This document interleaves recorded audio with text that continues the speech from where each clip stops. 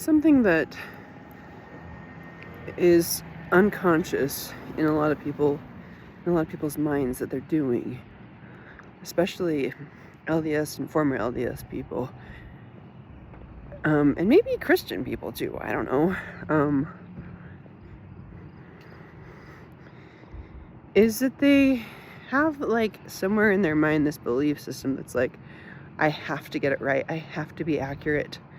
If I'm wrong, then I'm going to suffer. Something bad will happen.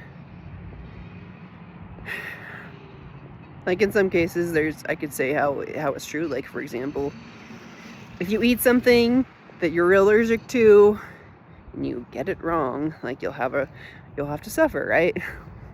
Right. But as far as like suffering after this life, it's not about accuracy, is what I want to say. It's just like, I spent my whole life going to a church that would be like, oh, you have to get up and say, the church is true. And by the way, you'll figure that out once you say it. You'll figure it out, right? And I mean, that's just part of the whole system that was like created ahead of time, before this life, or just, I don't want to say before this life because it's just kind of, that's sort of true, but the point is the burden of accuracy. I've chosen not to believe in that because it would make more sense if people are given consequences according to their integrity and not according to if they're right or wrong. And the thing is, you can think it's all black or white, like you gotta get baptized into this church or that church, or else you're lost or whatever. But the thing is, if you believe in accuracy, you will have the heaviest burden of all, because no one can know all the things and get everything right.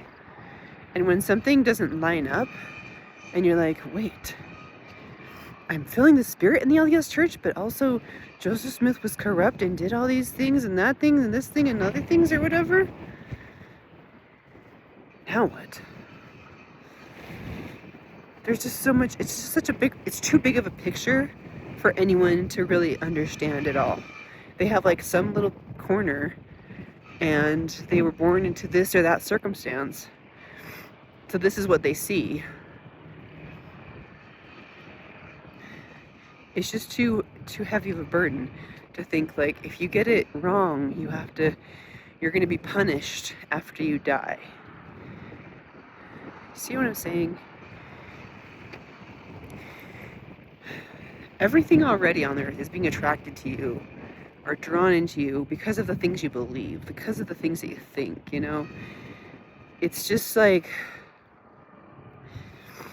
you can choose to believe this or that is true, right? But if you're right or not about that in the end, like if you understand the whole big picture and like where everything came from, it doesn't matter. Like it's too big of an ask to ask humans, for angels or gods or whoever governing forces of the universe to ask humans to like be accurate in every way. And when you realize that and how true that is, you can think, maybe it's okay if we're all wrong about something some of the time. I might watch this video a year from now and think, wow, there's a lot of things I didn't know then that I know now.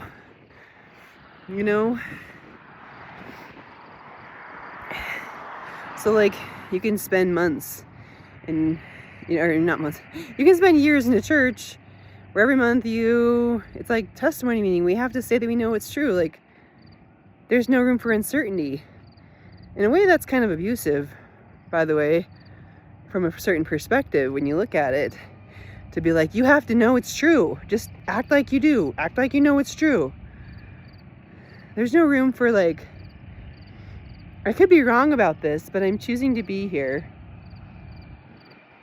Or just ambiguity. Like, I don't know. Like,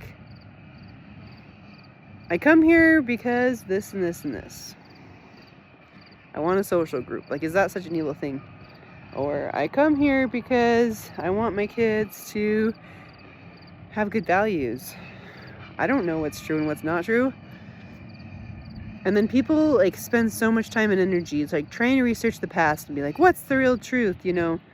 And it's like, I don't know what it is. Something in us like really wants to do that and hash it all out and decide, like, figure out what happened when and who and what and where's proof for this and that. And like, that's its own gift for sure. But it's also just kind of like, in a way, it's a waste of time. And in a way, it's not, right? In some ways, it's like really important work, what these people are doing, trying to figure out what's true. But like, if you just realize the burden of perfection is not on you, like you're not going to be punished for getting something wrong, but more about any consequence you ever get, now or later, is about what you choose to believe and how you justify yourself and others and how you love other people. One of my biggest realizations was seeing like the system that I was a part of wasn't helping me become who I wanted to be.